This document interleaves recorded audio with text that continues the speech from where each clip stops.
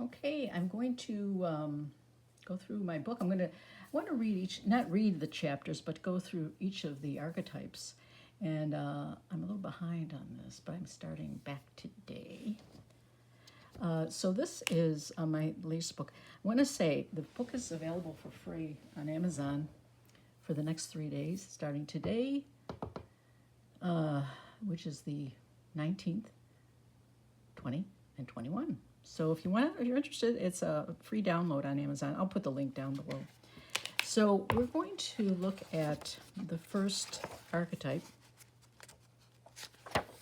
that's in the book. They're all alphabetical, and I will be doing a short video about all of them when I get around to it. I think after the holidays I'll have more time. So the first one is the Ancestral Guardian. It has the keywords of the wise counsel. And so here's the picture that was generated through AI. And again, as I mentioned in the introduction, I used some of my art and then I ran it through AI with the author notes, and it came up with this image that I chose. There were several images. They kept coming up with a lot of images, and I chose the one I liked the best. The purpose of the Ancestral Guardian serves as a conduit between you and your ancestral heritage, offering wisdom, protection, and spiritual connection. Now, it talks about each chapter gives you the picture, the purpose, and the keywords and the card symbology, and then I also go into author notes. And I say in the book, there are ancestors we know and those we don't, each carrying stories that weave through time, connecting us to our past. Let's see if I can get that in there. There we go. These stories are vast and filled with wisdom, love, challenges, and triumphs. Whether facing a concern or seeking guidance, you can tap into this ancestral knowledge.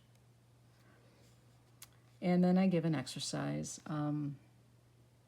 It's also, when you're working with with an ancestral guardian, it's good to have a journal, because when you go through a session, like a meditative sort of session, or just working with your eyes closed and just coming up with an image, it's good to kind of say what happened afterwards, or what happened during your conversation with whoever it was, and then documenting it. So you have a running journal of it.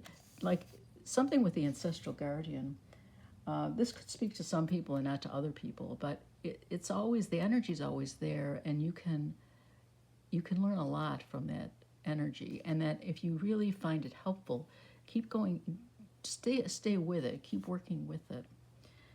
And I say, begin by finding a quiet, comfortable space, and close your eyes, take a deep breath, allow your body to relax, letting go of any tension.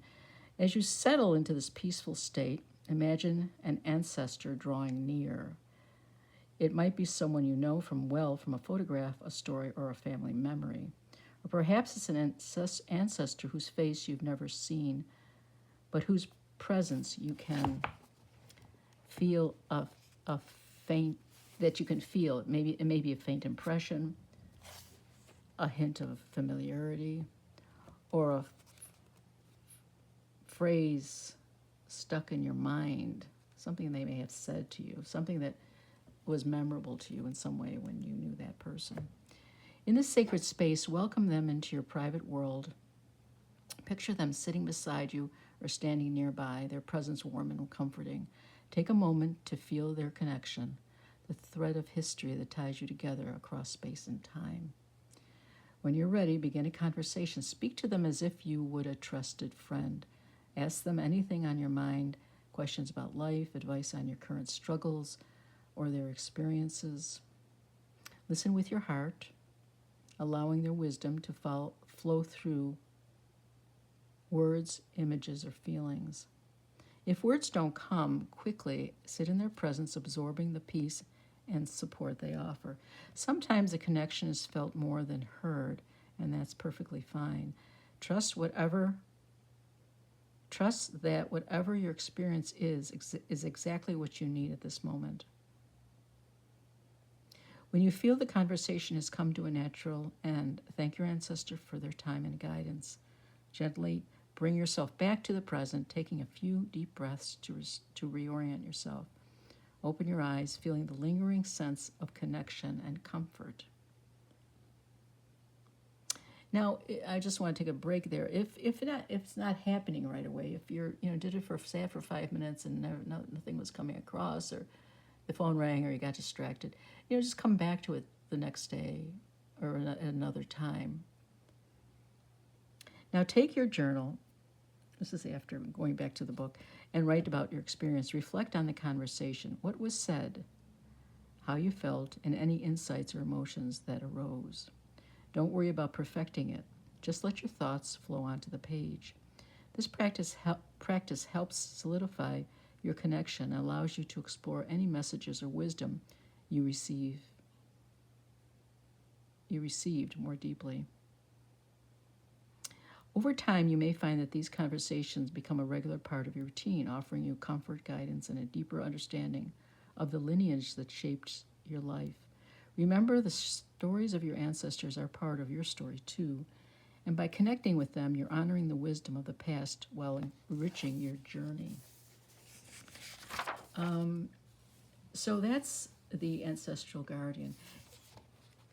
Now, I wanted to make a point. I don't know, there's lots of ways of dealing with this. I mean, maybe you don't even know. Maybe you never had a connection with anyone in your past. That can happen. It can be not necessarily a family member. It can be someone who has just showed you some kindness, or someone, a neighbor, or anything like that. The other thing that I know I've felt, but I haven't done with this kind of exercise, but I could, is I love old photographs. Not old photographs as necessarily my family, but any old photographs. I'm just drawn to photographs of people.